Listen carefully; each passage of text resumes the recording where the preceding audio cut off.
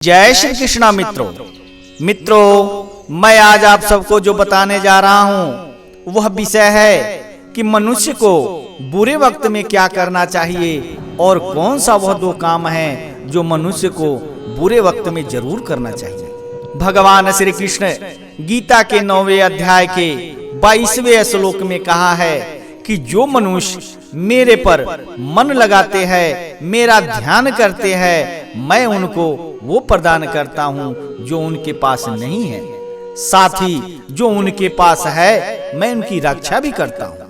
प्रत्येक व्यक्ति के जीवन में अच्छे और बुरे समय आते हैं। अच्छे समय की तो चर्चा सब लोग करते हैं, लेकिन बुरे समय के बारे में प्रायः सभी लोग चर्चा करते हैं। अक्सर लोग कहते हैं कि मेरा समय बहुत खराब चल रहा है, समझ नहीं आ रहा है कि क्या किया जाए, कैसे अपने बुरे समय को अच्छे समय में बदलूं।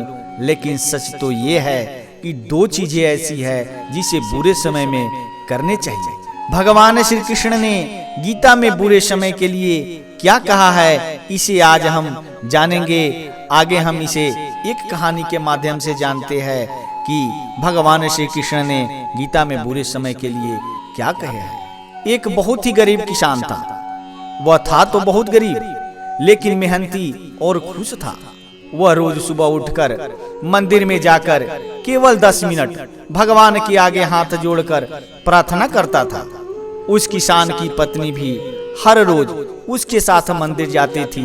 प्रार्थना करके वह सारा दिन अपने खेतों में काम करता था। उसका जीवन बहुत अच्छा चल रहा था। अपनी मेहनत से वह कुछ ज्यादा तो नहीं कमा पाता था, लेकिन फिर भी जितना भी कमाता था उसमें से कुछ पैसे लोगों की भलाई में लगा देता था। एक बार उस किसान के गांव में एक बीमारी फैल गई। किसान का इकलौता बेटा बीमार पड़ गया।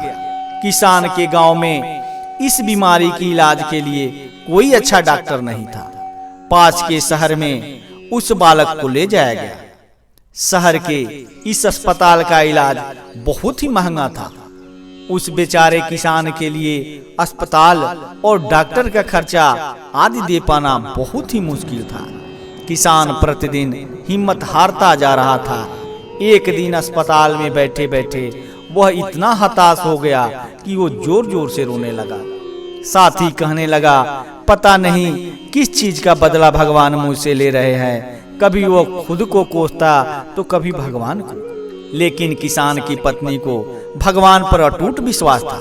लेकिन किसान को आशा की कोई किरण नजर नहीं आ रही थी। अस्पताल के कुछ दूर पर ही एक मंदिर था।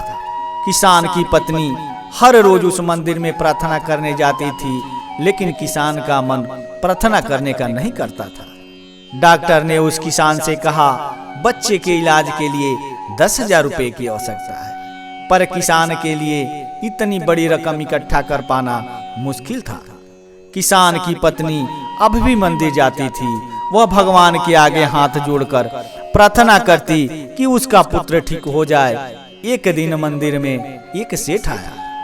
उसने किसान की पत्नी को कहा कि उसने किसान की बात उस दिन अस्पताल में सुनी थी।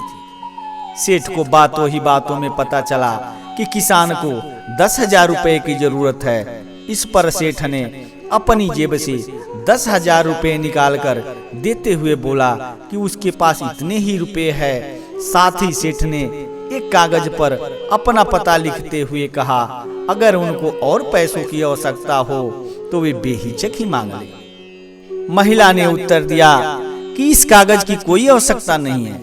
वो जानती है कि ये पैसे उसको किसने भिजवाए हैं। जिसने उसे ये पैसे दिए हैं वह परमात्मा उसका हमेशा ख्याल रखेंगे। इसे कहते हैं अटूट विश्वास। ये सबसे जरूरी चीज है जिसे हम अक्सर खो देते हैं। मित्रों, इस कहानी से हमें यह सीखना चाहिए कि जब अच्छे दिन आए तो उसमें हमें दूसरों की भलाई के लिए काम करना चाहिए, और बुरे दिन आए तो कभी निराश ना होकर परमात्मा पर अटूट विश्वास रखनी चाहिए। मित्रों, यह जानकारी आपको कैसी लगी? अगर यह जानकारी आपको अच्छी लगी हो तो प्लीज चैनल को सब्सक्राइब करके एक लाइक जरूर कर देना। इससे हमें मोटिवेशन मिलती है।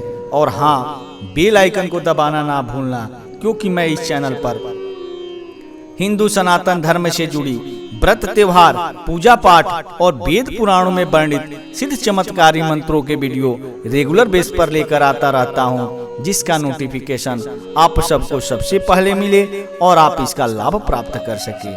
और हाँ मित्रों, इस चैनल पर श्रीमद् भागवत गीता का क्रमशः एक अध्याय प्रतिदिन सुनाता हूँ। आप इसे सुने और इसका लाभ प्राप्त करें। तब तक के लिए इतना ही। धन्यवाद।